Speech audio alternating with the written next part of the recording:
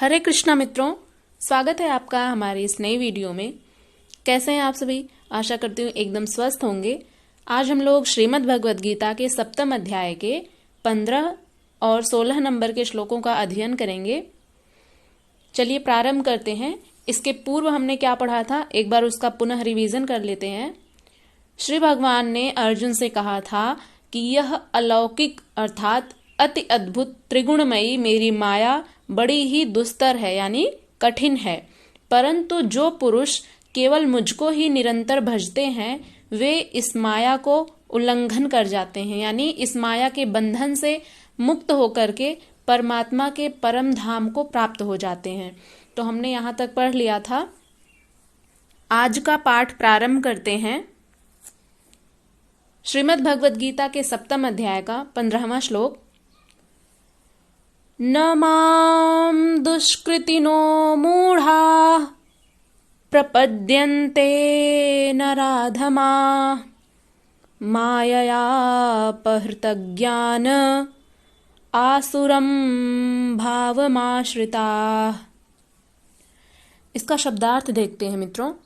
इसका शब्दार्थ है न माने नहीं, माम माने मुझको, दुष्कृतनः यानी बुरे कर्म करने वाला, मूढ़ा माने अज्ञानी या मूर्ख, प्रपद्यन्ते यानी प्राप्त होते हैं या शरण जाते हैं, नराधमाः नर अधमाः माने जो अधम नर होते हैं, जो एकदम निचले स्तर के मनुष्य होते हैं, जिनका स्वभाव जिनकी प्रकृति निचले स्तर की होती है, उन्हें नराधम कहते हैं, जो आलस्य पूर्वक अपनी निम्नतर प्रकृति का अनुसरण करते हैं।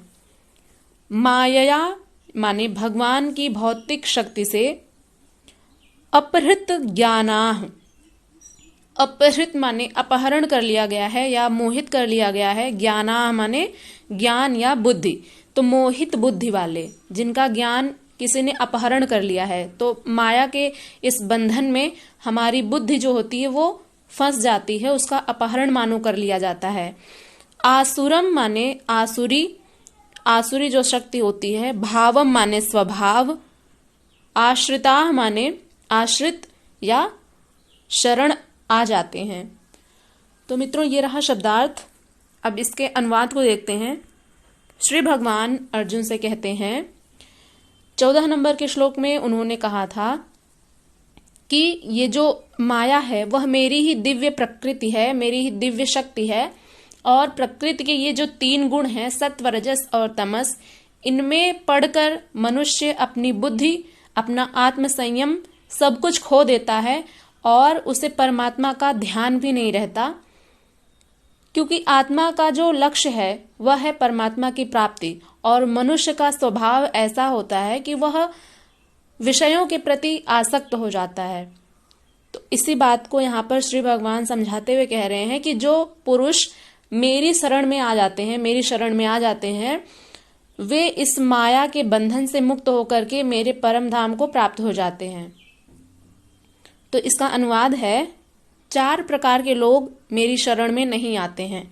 अब जैसा कि भगवान ने कहा कि इस माया में जो फंसे हुए मनुष्य हैं, वे यदि मेरी शरण में आ जाएं तो माया से वे आसानी से छूट सकते हैं। अब यहाँ पर कह रहे हैं कि 4 प्रकार के लोग मेरी शरण में नहीं आते हैं। अब कौन कौन से लोग हैं? ये श्लोक भी बहुत ही महत्वपूर्ण है। मुझे लग रहा है इस अध्याय में बहुत सारे श्लोक अति महत्वपूर्ण हैं, क्योंकि पिछले 3-4 दिनों से हम बहुत ही महत्वपूर्ण श्लोक पढ़ा रहे हैं, मतलब पढ़ रहे हैं हम लोग।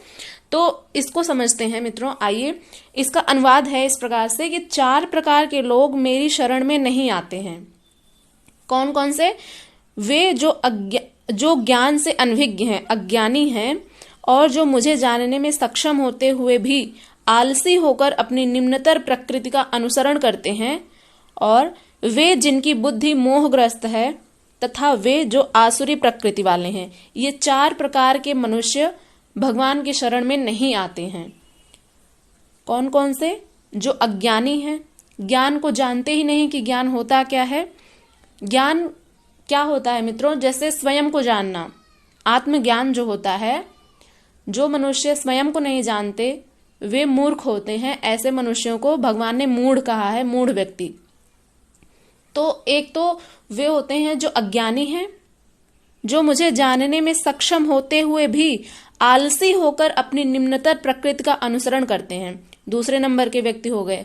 और तीसरे वे जिनकी बुद्धि मोहग्रस्त है, मोह माया में फंसी हुई है, वे भी नहीं जाते हैं भगवान की शरण में। और चौथे जो आसुरी प्रकृति वाले हैं, एक होती है दैवीय प्रकृति और एक होती है आसुरी प्रकृति। तो दैवीय प्रकृति का भाव तो समझ में आ रहा है कि जिनकी प्रकृति जो होती है, जिनका स्वभाव देवताओं की तरह होता है, यानी कि जो दयालु होते हैं, कृपालु होते हैं, भगवान का भजन करते हैं, उनको स्मरण करते हैं, वे होते हैं दैवी प्रकृति वाले मनुष्य। और आसुरी प्रकृति वाले कौन होते हैं? जो अपने आलस्य में ही पड़े रहते हैं और केवल भोग विषयों के प्रति ही आसक्त रहते हैं, ऐसे होते हैं आसुरी प्रकृति वाले मनुष्य। तो ये 4 प्रकार के मनुष्य भगवान की शरण में नहीं आते हैं। तो आशा करते हैं ये श्लोक आपको अच्छे से समझ में आ गया होगा। चलिए अगले श्लोक की ओर बढ़ते हैं। गीता के 7वें अध्याय का 16वां श्लोक। चतुर्विधा भजन्ते माम जनाः सुकृतोऽर्जुन आर्तो जिज्ञासुरार्थार्थी ज्ञानी च भरतर्षभ। चतुर्विधा भजन्ते मां जनाः सुकृतोऽर्जुन आर्तो जिज्ञासुरार्थार्थी ज्ञानी च भरतर्षभ।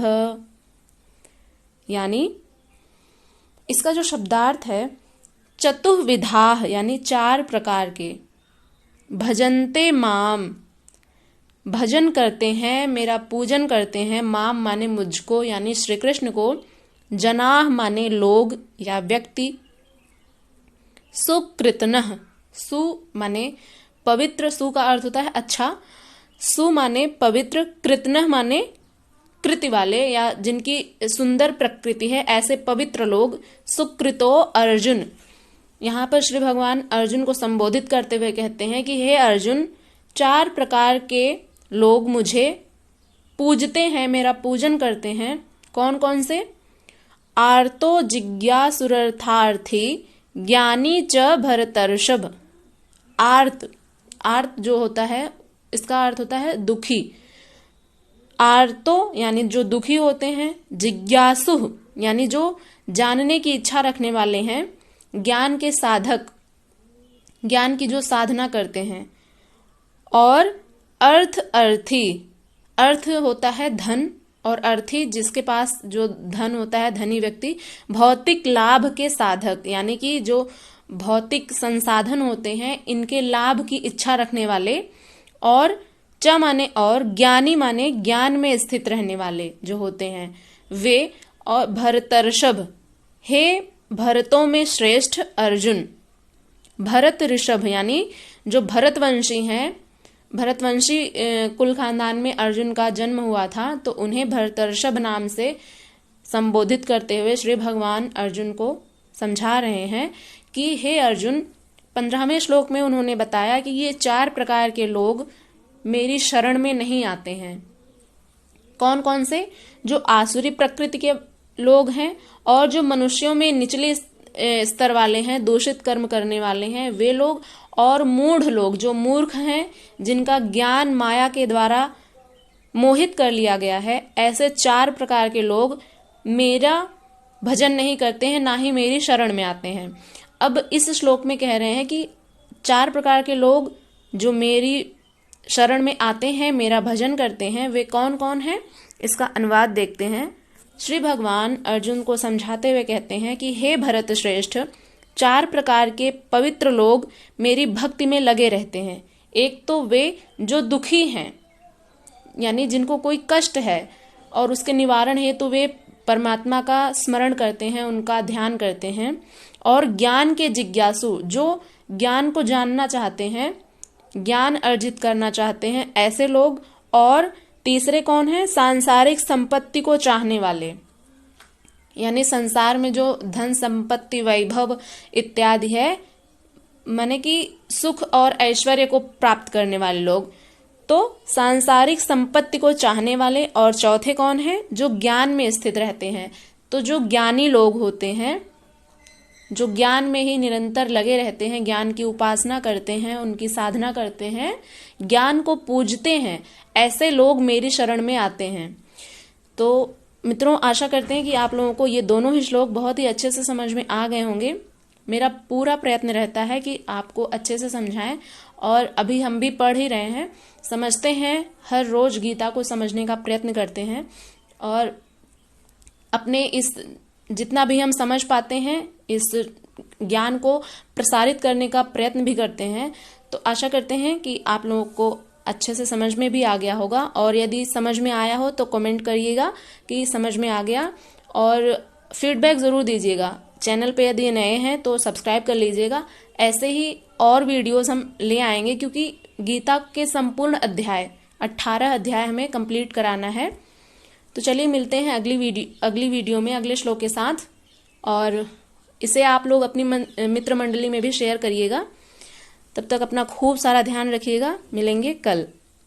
हरे कृष्णा। नमः संस्कृताय।